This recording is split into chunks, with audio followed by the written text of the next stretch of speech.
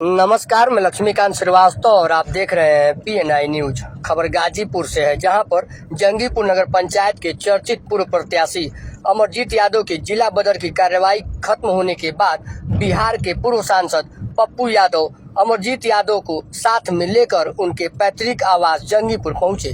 इस मौके पर मीडिया से बात करते हुए पप्पू यादव ने मणिपुर की घटना को बेहद ही निंदनीय बताया और कहा कि केंद्र सरकार सिर्फ और सिर्फ झूठ की बादशाह बनी हुई है। वहीं योगी और मोदी पर जमकर बरसते हुए पूर्व सांसद पप्पू यादव ने क्या कहा, आइए सुनते हैं। पप्पू यादव जी, मणिपुर की घटना को लेकर के आप क्या कहेंगे? अच्छा, एक बात बताइए, अब तो हमको समाज से ही नफरत हो गया। हम डेली 10-12 आधा दर्जन बलात्कार की घटना में हम जाते हैं।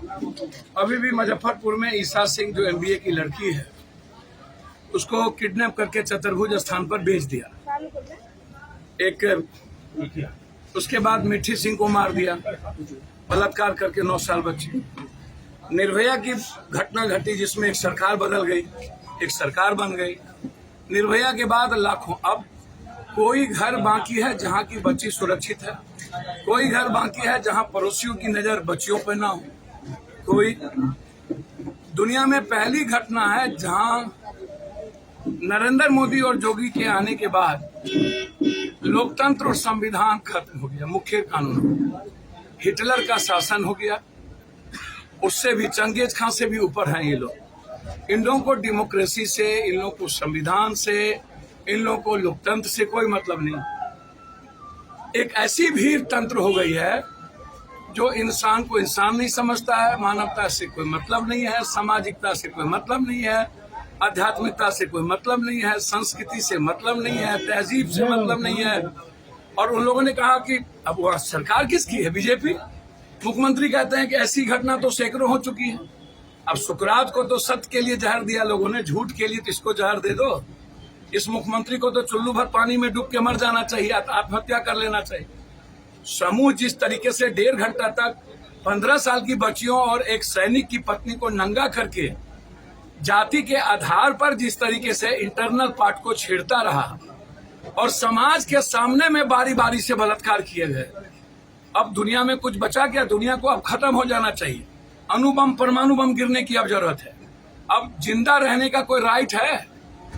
कोई ऐसा घर की बेटी होगी जो उस वीडियो को ना देख रहा हो?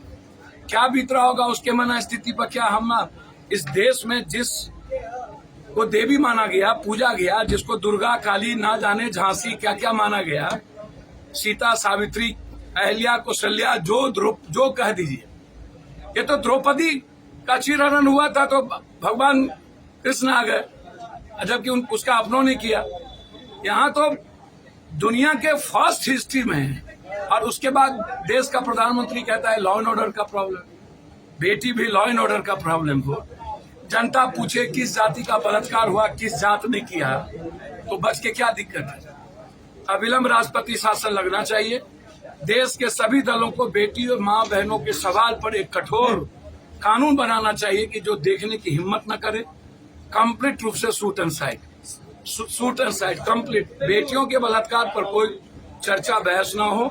मणिपुर की घटना पर अभी तक राष्ट्रपति शासन नहीं लगा, ये दुखद घटना है और उसका भी राजनीतिकरण कर दिया नरेंद्र मोदी ने।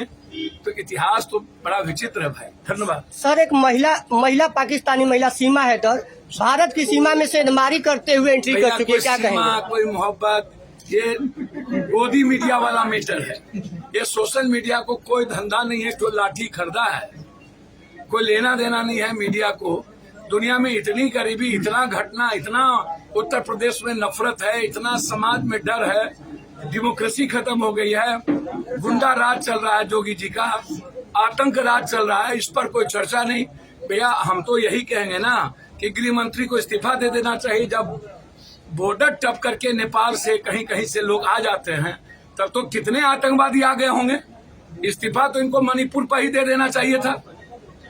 3 महीने में 165 लोग मणिपुर में मरे, एक बार भी प्रधानमंत्री ट्वीट नहीं किया।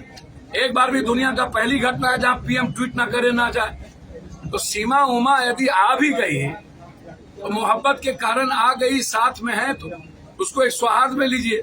लेकिन हमें लेना इन बातों को चाहिए कि बॉर्डर पर बिना किसी रोक रुकावट के आ जाना हमारा देश कितना सुरक्षित है, यह नरेंद्र मोदी और अमित शाह को समझ लेना चाहिए। भैया